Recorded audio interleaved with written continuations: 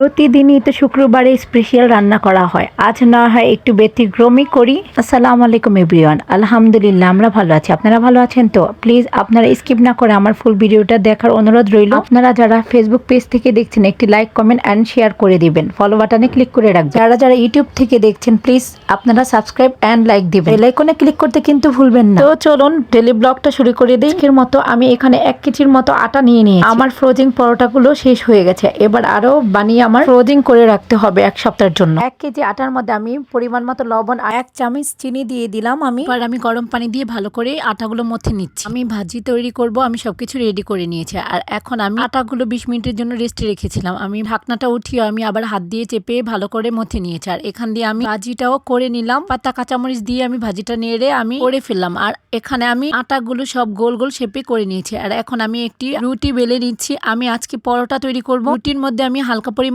তেল দিয়ে আমি একটু উপরে ময়দা ছিটিয়ে দিয়ে ভাঁজ করে রেখে দিচ্ছি। এবার আরেকটা রুটি নিয়ে নিচ্ছি, রুটিটা আমি গোল শেপে বেলে নিচ্ছি। আর এবার আরেকটু তেল দিয়ে আমি আবারও 4 কোণে ভাঁজ করে রেখে দিচ্ছি। আপনাদের ভাইয়া আজকে সকালে উঠে গেছে, শুক্রবারে ও একটু বেশি ঘুমায়, ওর নাকি আজকে ঘুম ভেঙে গেছে। এখন ও নাস্তা চাচ্ছে, ও খেয়ে একটু বাজারে যাবে, তার জন্য ওর জন্য একটা রুটি সেঁকতে বসিয়ে দিয়েছি। আর এখানে আমি সবগুলো পরোটা বানানোর জন্য রেডি করে রেখেছি। এখন আমি এক এক করে পরোটা বেলে বেলে আমি রেখে দিচ্ছি। আবার আরেকটি পরোটা নিয়ে আমি বেলে বেলে রেখে দিচ্ছি। আমি এক এক করে সবগুলো পরোটা বেলে একসাথে সেঁকে নেব। আর পরোটার খামিরটা যত ভালো করে মথে নেবেন আপনার পরোটাটা ততই সফট হবে আর খেতেও অনেক ভালো লাগবে। আমি এক এক করে পরোটাগুলো বেলে বেলে জমিয়ে নিচ্ছি। আমি আপনাদের ভাইয়াকে একটা রুটি আর একটা পরোটা সেঁকে দিয়েছি, ও নাস্তা খেয়ে বাহিরে চলে গেছে কিছু বাজার আনার জন্য। আর এখন আমি হালকা করে আমি এক এক করে সবগুলো পরোটা আমি হালকা করে সেঁকে নিচ্ছি, খুব বেশি সেঁকছি না, কারণ বেশি সেঁকা হয়ে গেলে তাহলে পরবর্তীতে পরোটাগুলো ভাজতে গেলে শক্ত হয়ে যেতে পারে, তার জন্য আমি হালকা করেই সেঁকে নিচ্ছি। আমার পরোটাগুলো সবগুলো সেঁকা হয়ে গেছে হালকা করে। আর এখন আমি আমার ছেলের জন্য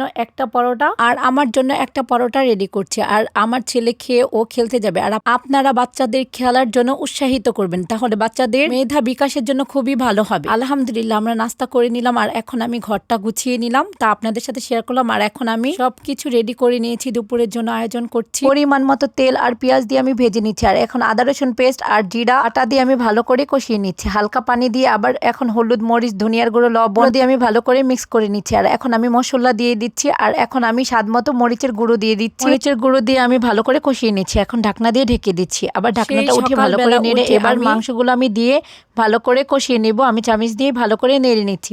আবারও ঢাকনা দিয়ে আমি ঢেকে দিলাম। ঢাকনাটা উঠে আমি ভালো করে চামচ দিয়ে নেড়ে নিচ্ছি। আর আমি ভালো করে কষিয়ে নিচ্ছি, কারণ মাংস যত কষানো হবে আর তরকারি ততটাই মজা হবে। যে কোনো তরকারি আপনি যত কষাবেন ততই মজা। এখন ঢাকনা দিয়ে ঢেকে দিলাম। আর এখন আমি মাছ ভুনাটা করে নিব। আর এখানে আমি পেঁয়াজগুলো ভেজে বাদামি করে নিচ্ছি। এখন একটু হালকা পানি দিয়ে দিচ্ছি, আদা রসুন বাটা, হলুদ, মরিচ, ধনিয়ার গুঁড়ো, লবণ পরিমাণ মতো দিয়ে আমি ভালো করে কষিয়ে নিচ্ছি। এখন আবার মুরগির মাংসের ঢাকনাটা উঠিয়ে আমি এখন আলু দিয়ে দিচ্ছি। আলু দিয়ে আমি ভালো করে নেড়ে নিচ্ছি। আর নাড়তে যেয়ে দেখে কি অবস্থা, আমার মাংসটা নিচ দিয়ে লেগে গেছে। একটা অন্য পাতিলে ঢেলে আমি মাংসটা কষাতে দিয়ে দিলাম। আর এখানে আমি ফিরে আসলাম। আমি মাছ ভুনাতে এখন টমেটো দিয়ে দিচ্ছি, টমেটো দিয়ে একটু পানি দিয়ে দিয়েছি। আর এখন ঢাকনা দিয়ে ঢেকে দিচ্ছি। আর এখন আমি উপর দিয়ে মাছগুলো দিয়ে আবার একটু কষিয়ে নেব। ওই তো আপনাদের বললাম না ক্যাপশনে, প্রতি শুক্রবারেই তো আমরা স্পেশাল কিছু তৈরি করি। আজকে না হয় মুরগির মাংসের পাতলা ঝোল আর মাছ ভুনা দিয়ে খেয়ে নেই। সবসময় তো আর পোলাও গোশ দিয়ে করতে হবে সেটা তো আর কোনো কথা নেই। আলহামদুলিল্লাহ, আল্লাহ যা খাওয়াচ্ছে আলহামদুলিল্লাহ, আল্লাহর কাছে অশেষ রহমত, আল্লাহর দরবারে কোটি কোটি শুকরিয়া। আর আমার মাছ ভুনার মধ্যে একটু ধনিয়া পাতা, কাঁচামরিচ দিয়ে দিলাম। আর আমার মাছ ভুনাটা হয়ে গেল। না দিয়ে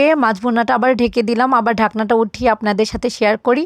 আর এখান দিয়ে আমার মুরগির মাংসটাও বলক চলে এসছে, একটু নেড়ে আবারও ঢাকনা দিয়ে ঢেকে দিচ্ছি। আর ঢাকনাটা উঠিয়ে আমি একটু জিরা ছিটিয়ে দিয়েছি উপরে দিয়ে। আমার পরোটাগুলো ঠান্ডা হয়ে গেছে, আমি এখন একটি বক্সে ভরে আমি রেখে দিলাম। সকাল সকাল উঠলেও আপনাদের ভাইয়ার নাস্তাটা আমি ঠিক টাইম মতো রেডি করতে পারি না, তার জন্য আমি এই পরোটাগুলো করে নিলাম। আর আমাদের দুপুরের আয়োজন, আপনাদের ভাইয়া নামাজ পড়ে আসার পথে পেঁপে দেখলো আর জানে আমি পেঁপে পছন্দ করি, ও পেঁপে নিয়ে আসলো। আর আমি পেঁপেটা কেটে নিলাম। এই তো আমরা দুপুরের জন্য সবকিছু বেড়ে কমপ্লিট করে নিয়েছি। এখন আমরা খেয়ে নিলাম আলহামদুলিল্লাহ। আর পেঁপেটা খুবই মিষ্টি ছিল, আমি সবগুলো পেঁপে খেয়েছি। আর সন্ধ্যাবেলা আমার ছেলে বলছে ক্ষুধা লেগেছে আম্মু, তো কি করবো, আর একটু নুডলস রান্না করে দিলাম। আর আপনাদের সাথে একটু শেয়ার করলাম। আজকে আপনাদের সাথে এতটুকুই শেয়ার করলাম। ভালো থাকবেন, সুস্থ থাকবেন, আল্লাহ হাফেজ।